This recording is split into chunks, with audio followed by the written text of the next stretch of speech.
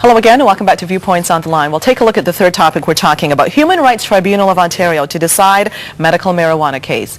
To make a long story, because this is quite a long article, to make it short, you've got a guy that's a pot smoker because he was approved medical marijuana. He had an accident some years ago and it was approved that he do this.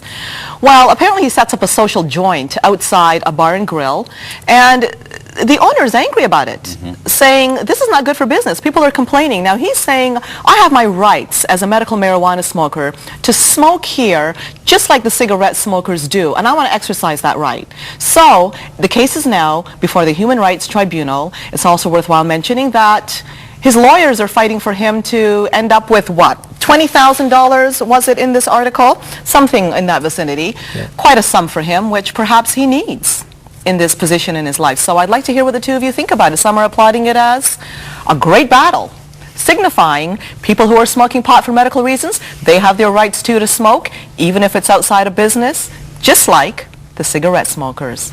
What do you think? You know, it's too easy to get confused. These are two very separate issues. Speak to me about marijuana. I agree, they're separate. Yes. You want to smoke marijuana, you go right ahead. I think it's absolutely wrong for someone to tell you whether or not you can smoke marijuana if you're not operating dangerous machinery or anything. That's a totally separate issue from, I can sit on your front lawn and smoke my joint. Yes. No way. Property rights are important here, and this gentleman who owns the bar, if I understand the story correctly, the fellow with the marijuana wanted to smoke it on that gentleman's property. Trespass is not an individual right. If a person says that's the kind of conduct or a kind of conduct that I don't permit when you're on my property, so therefore I'm asking you to leave, that's a proper and right use of property rights. And the need to, I mean, let's say that this poor fella had been a diabetic and he needed to take insulin, but nobody looking at him would know if he was taking insulin or heroin.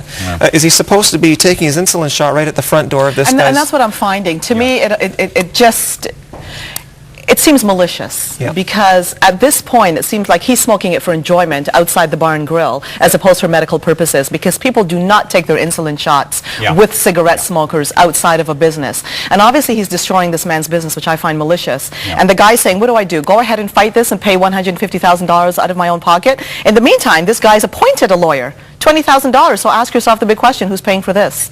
Well, that's all picked up by the taxpayer. Precisely. It's the same old story. It's disgusting, frankly. Don't even get me started on human rights commissions. Oh, you can go ahead. Okay.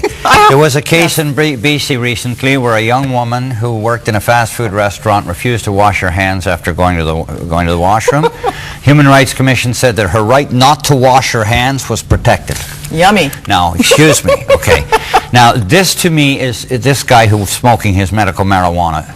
That's fine. That's not what this is about. He's forcing a confrontation. Yes, he is. He is. I'm going to have my rights. And there's money in it for him. Is this a factor that you think may play in?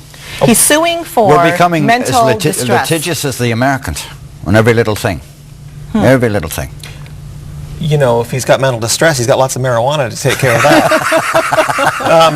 You know, it seems to me, you know, no, this is a fellow who, according to the story, used to be trying to smoke inside the restaurant, in the restaurant's then smoking area. Then, of course, the nanny state said you can't have smoking areas anymore, so they kicked all the smokers outside, and now he says, well, I want to smoke outside with the smokers right in front of your front door.